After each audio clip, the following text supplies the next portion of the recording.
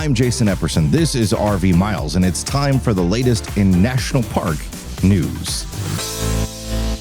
Strap in, everybody. This has been a big month for national park news. A couple really big stories out of Yellowstone National Park. On the morning of July 4th, a 28-year-old man opened fire on a dining facility at Canyon Village, which is the big visitor facility in the central part of the park. Just after midnight on the morning of July 4th, Yellowstone's 911 dispatch center received a report that a woman had been held against her will by a man with a gun in a residence at Canyon Village. It was also reported to law enforcement rangers that he threatened to kill her and others, including alleged mass shooting plans at crowded July 4th events when day broke. Responding law enforcement rangers located his vehicle unoccupied in the canyon area, and with the individual at large, 20 law enforcement rangers, including the park's special response team, were strategically deployed to protect areas with park visitors and employees while searching for the suspect, and the park's 911 dispatch center notified surrounding jurisdictions. At about 8 a.m., law enforcement rangers posted near Canyon Lodge, which houses employee and public dining rooms, encountered the man who would later be identified as 28-year-old Samson Lucas Bariah Fussner of Milton, Florida. Fussner reportedly walked toward the service entrance of the facility while firing a semi-automatic rifle. The building was occupied by about 200 people at the time. Several law enforcement rangers engaged Fussner. Fussner was shot by the rangers. One law enforcement ranger was shot in a lower extremity. Rangers with emergency medical training rendered aid to both the injured law enforcement ranger and Fussner. Fussner died at the scene. The injured ranger was transported to an area hospital in stable condition and has since been released. No other physical injuries were reported. Fussner was an employee of Xanterra Parks and Resorts, which is the company that runs most of Yellowstone's campgrounds, restaurants, and lodging facilities. The FBI is now handling the investigation. Quote, "Thanks to the heroic actions of our law enforcement rangers, many lives were saved here," said Superintendent Cam Shawley. These rangers immediately confronted the shooter and took decisive action to ensure he was no longer a threat to public safety. We're working now to provide maximum support to those involved and their families. And then on Thursday, July 11th at about 10:40 a.m., a car with 5 occupants drove off the roadway and into the semi-centennial Geyser thermal feature near Roaring Mountain between Mammoth Hot Springs and Norris Junction in Yellowstone. This is a hot and acidic thermal feature, 105 degrees at the surface and hotter as you go down. It's about the same temperature as a hot tub. There are much hotter thermal features in Yellowstone, but a lot of tourists don't realize some of these things can and have literally dissolved bodies. All 5 occupants exited the vehicle on their own and were all transported via ambulance to a nearby hospital with non-life-threatening injuries. Rangers temporarily closed both lanes of the roadway the next day in order to safely lift the car out of the thermal feature. The vehicle was fully submerged in about 9 feet of water. More in a moment, but first, this episode is sponsored by RV Share. With over 4 million nights booked and thousands of 5-star reviews from happy campers, RV Share is the largest RV rental website in the U.S. A wide-ranging inventory from affordable pop-up campers to luxury motorhomes means RV Share has a rental that's perfect for you. Choose from thousands of options, including pet-friendly RVs and RVs that can be delivered right to your campsite. Each booking on RV Share also includes 24/7 roadside assistance for the ultimate peace of mind on the open road. Get ready to use your outside voice. From camping at local state parks to checking a national park stay off your bucket list, the adventure begins as soon as you step inside your RV rental. Find helpful tips for first-time renters, travel inspiration on the best RV-friendly places to visit, and discover a budget-friendly way to have an epic adventure at RVshare.com. And when you're ready to book, use promo code PARKS30 for $30 off a $500 or more booking.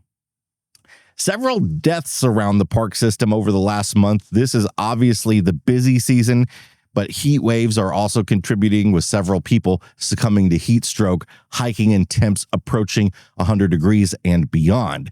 At Grand Canyon National Park, many don't realize that when you hike down into the canyon, it can be much hotter than at the rim. On June 29th, Scott Sims, 69, of Austin, Texas, died trying to reach Phantom Ranch for an overnight stay at the base of the canyon via the South Kaibab Trail. In the summer, temperatures can reach 120 degrees in the shade on the trail. And of course, hiking down in a canyon is different than hiking up a mountainside, as the second half of the hike tends to be much more strenuous. On July 7th, a 50-year-old man died at the very end of his hike, approximately 100 feet below the Bright Angel trailhead. Bystanders initiated CPR, but attempts to resuscitate the individual were unsuccessful. A 52-year-old man and his 23-year-old daughter died Friday in triple-digit temperatures at Canyonlands National Park. The pair were from Green Bay, Wisconsin, and were hiking on the Syncline Trail when they got lost and ran out of water. Rangers received a 911 text from the pair on Friday afternoon, and the Bureau of Land Management Moab District Helitrack personnel responded. By the time the pair were found, they were already dead. Death Valley National Park reached at least 125 degrees for 9 consecutive days, July 4th through 12th. Then areas of the park dealt with a multi-day power outage after a thunderstorm. Affected employees, families, and pets were evacuated to nearby hotels. The heat wave included 3 daily heat records and peaked at 129.3 degrees on July 7th. This was the park's second longest streak of high temperatures at or above 125, just behind the 10-day streak measured in 1913. A park visitor died in Death Valley on July 6th from heat exposure near Badwater Basin. Another visitor was treated for severe heat illness and transported to advanced medical care in Las Vegas. 4 others were treated on-site and released. All 6 were members of the same party from Germany and were visiting on motorcycles. Due to the high temperatures, emergency medical flight helicopters were unable to respond, as they cannot generally fly safely over 120 degrees. The rotors just don't work in those temperatures. Something I didn't know about this, obviously the wind on you when you're riding a motorcycle can have a cooling effect, but once the heat index hits above body temperature, ambient air no longer helps provide relief. Also, heat illness and injury are cumulative and can build over the course of a day or several days. A few drownings in parks recently, too. On June 27th, a private rafting tour boat was pinned on a rock in the rapid named Hell's Half Mile at Dinosaur National Monument. One person from the group was missing and suspected to be pinned under the raft. The group was eventually able to unpin and secure the boat, but the person, having lost their life jacket, drifted downriver. The victim's body was found by guides about 10 miles downstream. 2 drownings took place on the same day at Geyser National Park in separate incidents. A 26-year-old man from India was hiking above the gorge on Avalanche Lake Trail. He diverted from the trail and, while standing on a large rock, fell into Avalanche Creek. Stay on the trail, folks. It's unclear if he slipped on a wet portion of the rock or lost his balance. Friends and witnesses saw him go into the creek, go underwater, and resurface briefly before being swept up by the current and into the gorge.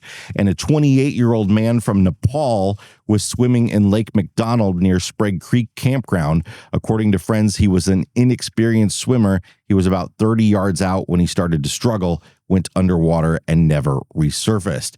On June 28th, National Park Service officials, with the assistance of a Las Vegas Metropolitan Search and Rescue team, recovered the bodies of 2 men who were boating with friends at Lake Mead that went for a swim and did not return. And then on the evening of July 4th, a 19-year-old male died in a motorcycle wreck in the Zion Mount Carmel Tunnel at Zion National Park. There were no other vehicles involved in the incident. That's all for the death today, I promise, but suffice it to say, stay safe out there. National parks may have some railings, but they're dangerous places. Denali National Park is fully reopened as of Monday after the Riley Creek fire shut down the Riley Creek Campground and employee housing and visitor facilities. Most of the park was reopened last Wednesday, but the Riley Creek Campground finally reopened on Monday.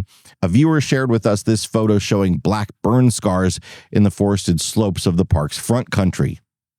In late June, National Park Service rangers and local emergency responders rescued a horse that had fallen and become trapped in a steep ravine at Point Reyes National Seashore. The challenging rescue, which ended up taking 7 hours to complete, unfolded when teams received a call about a fallen horse in a remote section of the Coast Trail.